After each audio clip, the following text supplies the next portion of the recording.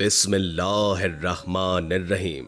नाज़रीन, आज की वीडियो में हम आपको 7 जवान बहनों और कुत्ते के किस्से के बारे में बताएंगे, इसलिए वीडियो को आखिर तक लाजमन देखिएगा। बहुत ही पुराने जमाने का किस्सा है कि मुल्क ईरान में कालीन का कोई सौदागर रहता था। उसकी 7 बेटियां थी। बेटा कोई नहीं था, उसकी बीवी मर चुकी थी। उसने दूसरी शादी इसलिए नहीं की थी कि सौतेली माँ न जाने बच्चियों के साथ कैसा सलूक करेगी। सौदागर अपनी बच्चियों के साथ एक बहुत बड़ी हवेली में रहता था। उनका एक और साथी भी था और वो था एक कुत्ता जिसका नाम जन्नादा था। जन्नादा सबसे छोटी बहन आयशा का लाडला था। उसने उसे पाल पोस कर बड़ा किया। आयशा उसे खाना खिलाती, उसको पिलाती और नहलाती और उसके साथ खेलती थी। वो जन्नादा से इस तरह बातें करती थी जैसे वो किसी इंसान से बात कर रही हो। जन्नादा असल में कुत्ता नहीं था, बल्कि वो एक जिन था, और जिन भी खुश मिजाज और इंसानों से मोहब्बत करने वाला था। बस दिल बहलाने के लिए वो कुत्ते की शक्ल में सौदागर के घर में रहने लगा था। सौदागर हर रोज सुबह सवेरे बाजार जाकर अपनी दुकान खोलता,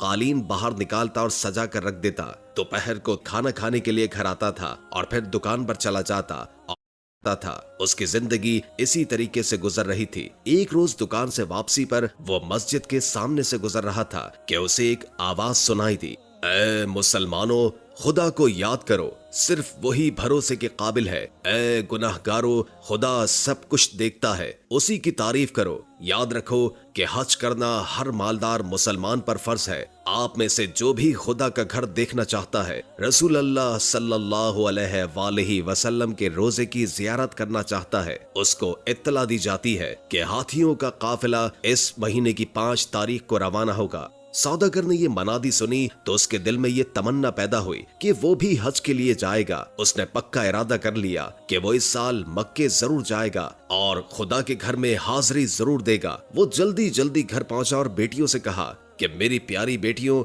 तुम देख रही हो कि मेरे बाल सफेद हो चुके हैं, लेकिन मैंने अभी तक हज का फर्ज अदा नहीं किया और ना ही रसूल मकबूल हजरत मोहम्मद मुस्तफ़ा सल्लल्लाहु अलैहि वसल्लम का रोज़ा मुबारक देखा है। इस साल मैं ये फर्ज जरूर पूरा करूंगा, लेकिन मेरी बच्चियों, अगर मैं हज पर गया तो मुझे तुम्हारी फिक्र लगी रहेगी। मेरे पीछे तुम्हारी देखभाल करने के लिए कौन रहेगा? ये सुनकर उसकी बेटियां उदास होने के बजाय खुश हुईं और बड़ी लड़की कहने लगी, अब्बा जान, आप जरूर तशरीफ ले जाएं और हमारी फिक्र न करें, जन्नादा हमारी हिफाजत करेगा। आयशा ने भी बाप को तसल्ली दी। लड़कियों ने खुशी खुशी बाप का सामान बांधा और खाने पीने की चीजें पकाकर उसके साथ रख दी। कुछ चीजें कच्ची भी बांध दी ताकि बाप को लंबे सफर में किसी किस्म की तकलीफ का सामना न हो। उस जमाने में ईरान से मक्के जाने और वापस आने में 1 साल लग जाता था। सौदागर ने अपनी बेटियों के लिए साल भर के खाने पीने का सामान घर में डाल दिया। जरूरत की हर चीज खरीद कर दे दी ताकि लड़कियों को किसी किस्म की तंगी न हो। फिर उसने उन्हें नसीहत करते हुए कहा, घर से बाहर कदम नहीं रखना, कोई भी आए दरवाजा हरगिज नहीं खोलना।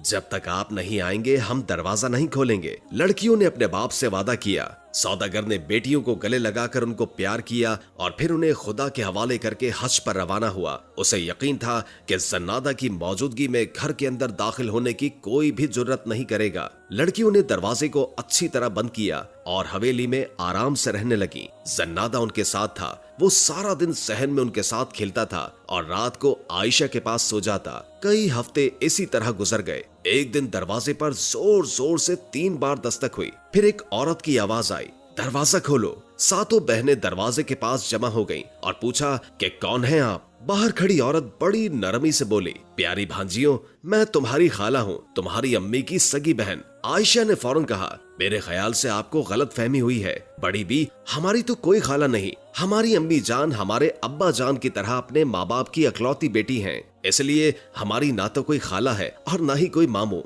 अब्बा जान के सिवा हमारा कोई रिश्तेदार नहीं, अलबत्ता खुदा है जो सबका है। अहमक लड़की, औरत ने बाहर से जवाब दिया, तुम तो उस वक्त पैदा भी नहीं हुई थी जब मेरी शादी हुई और मैं अपने माँ बाप का घर छोड़कर परदेश में चली गई। बड़ी प्यारी बच्चियां हो तुम। शाबाश, दरवाजा खोलो। देखो बहुत देर हो गई है और बाहर इतनी तेज धूप है कि मेरा भेजा पिघल रहा है। कोई साया भी नहीं है कि इसके नीचे खड़ी हो जाऊं। बड़ी अच्छी हो तुम, जल्दी से दरवाजा खोलो। थोड़ी देर आराम करके तुम्हें मजे मजे की कहानियां सुनाऊंगी, दूसरे मुल्कों के बारे में बताऊंगी, तुम्हारी अम्मी और नानी के बारे में बताऊंगी। बहनों ने एक दूसरे की तरफ देखा और फिर मशवरा करने लगी। नहीं, हरगिज नहीं। आयशा ने कहा, खुदा के वास्ते दरवाजा न खोलना। मुझे यकीन है कि ये औरत हमारी खाला नहीं है। अगर ये सचमुच हमारी खाला है तो भी हमें दरवाजा नहीं खोलना चाहिए, क्योंकि अब्बा जान ने सख्ती से मना किया था। और आप ये भी जानती हैं कि जो अपने माँ बाप का कहना नहीं मानते वो बड़े बदनसीब होते हैं। जन्नादा पास ही खड़ा था। वो एकदम भौंकने लगा, यानी मैं जन्नादा हूँ,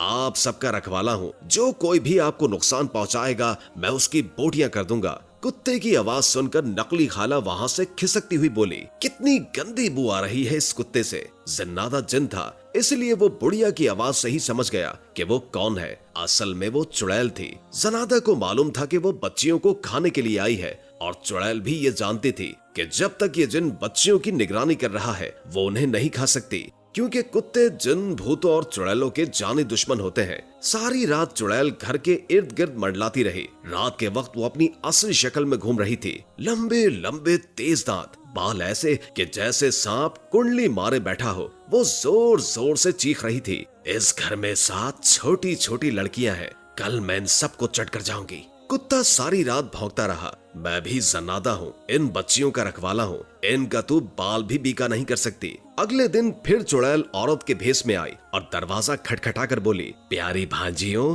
दरवाजा खोलो, मैं तुम्हें देखकर आंखों को ठंडा करूंगी। मेरी मरी हुई बहन की निशानी हो तुम। देखो मैं तुम्हारे लिए देश देश के तोहफे लाई हूँ। जब चुड़ैल ने ये कहा तो बाकी 6 बहनें दरवाजा खोलने के लिए दौड़ी। नाना, आयशा ने चीख कर कहा, हमने अब्बा जान से वादा किया था कि उस वक्त तक दरवाजा नहीं खोलेंगे जब तक कि वो खुद ना आए। और फिर हमारा कुत्ता जन्नादा सारी रात भौंकता रहा है। वो हमें बता रहा था कि ये औरत एक चुड़ैल है। आयशा ने अपनी बहनों को बहुत मना किया, उनको बहुत रोका, लेकिन बहनों ने गुस्से से उसे परे धकेल लिया और बुरा भला कहने लगी, तुम तो बेवकूफ हो, तुम और तुम्हारा कुत्ता दोनों।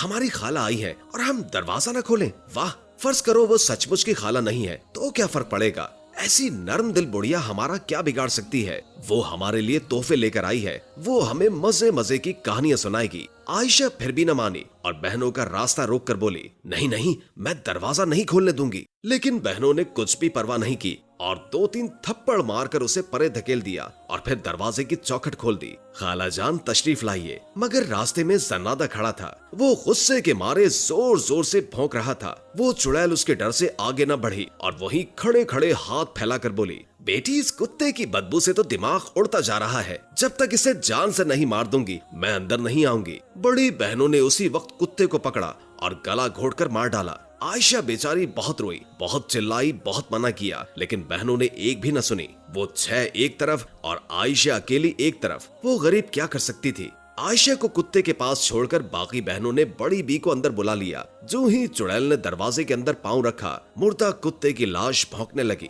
बुढ़िया फिर पीछे हट गई और बोली, तौबा तौबा, मरे हुए कुत्ते से तो और भी बुरी बू आ रही है। मैं तो अंदर नहीं आऊंगी, पहले इस कुत्ते को जला दो। बड़ी बहनों ने फौरन कुत्ते की लाश को जला दिया। आयशा उन्हें ना रोक सकी, लेकिन जब आग अच्छी तरह बुझ गई तो कुत्ते की राख समेटकर रुमाल में बांध ली और अपने पास रख लिया। फिर अलग बैठकर अपने प्यारे कुत्ते को याद करके रोने लगी। बहनों ने बुढ़िया के लिए अच्छे अच्छे खाने तैयार किए, उससे मजे मजे की बातें सुनती रही। दिन के वक्त तो बुढ़िया लड़कियों के साथ हंसती और बोलती रही जैसे सचमुच की खाला हो। उसने लड़कियों को तोहफे भी दिए, लेकिन जब रात हुई तो वो अपनी असल शक्ल में आ गई। उसकी आंखें अंगारों की तरह चमकने लगी, छुरियों की तरह तेज और लंबे दांत बाहर निकल आए, बाल सांप की मानन फनकारने लगे, हाथ तेज नाखूनों वाले बन गए। वो बेचैन होकर इधर उधर टहलने लगी और चीखने और चिल्लाने लगी, इस घर में 7 बहनें हैं, मैं आज इन सबको खा जाऊंगी। आयशा को बुढ़िया पर पहले ही शक था। वो जल्दी से चारपाई के नीचे छुप गई। बाकी 6 बहनों को खबर न हुई। चुड़ैल ने उन सबको पकड़ लिया। सबसे पहले उसने बड़ी बहन से पूछा, मेरे नर्म नर्म चूजे, बोल तुझे कहाँ से खाना शुरू करूं? मेरे सर से खाना शुरू करो, क्योंकि उस अहमक ने आयशा की बात न समझी। बड़ी बहन ने जवाब दिया। बुढ़िया ने मजे लेकर बड़ी बहन को खाया, फिर इससे छोटी बहन के पास गई और बोली, मेरे नर्म नर्म चूजे, बोल तुझे कहाँ से खाना शुरू करूं? पहले मेरे अहमक हाथों को खाओ, क्योंकि उनसे मैंने आयशा को मारा था। दूसरी बहन ने जवाब दिया। चुड़ैल उसके हाथों की हड्डियां चबाने लगी। जब सारी लड़की उसके पेट में चली गई तो उसने तीसरी लड़की से पूछा। लड़की ने जवाब दिया, पहले मेरे कानों को खाओ, क्योंकि उन्होंने आयशा की एक न सुनी। चुड़ैल ने तीसरी बहन को भी निगल लिया। जब उसने चौथी बहन से पूछा तो उसने कहा, पहले मेरी टांगे खाओ, क्योंकि इन बेवकूफों ने आयशा को मारा था। चुड़ैल ने उसे भी हड़प कर लिया। पांचवी बहन ने कहा कि पहले मेरा मुंह खाओ। जब आयशा मुझे दरवाजा खोलने से रोक रही थी तो उसे ये बुरा भला कह रहा था। चुड़ैल ने उसे भी चट कर लिया। अब उसने छठी बहन से पूछा तो वो बोली, पहले मेरी आंखें खाओ। उन्होंने ये नहीं देखा कि आयशा दरवाजा खोलने से क्यों मना कर रही है। चुड़ैल उसको भी हड़प कर गई। अब वो सातवीं बहन की तलाश में इधर उधर देखने लगी। हर कमरे में गई, सहन में ढूंढा। आखिर उसको मालूम हो गया कि आयशा चारपाई के नीचे छुपी हुई है।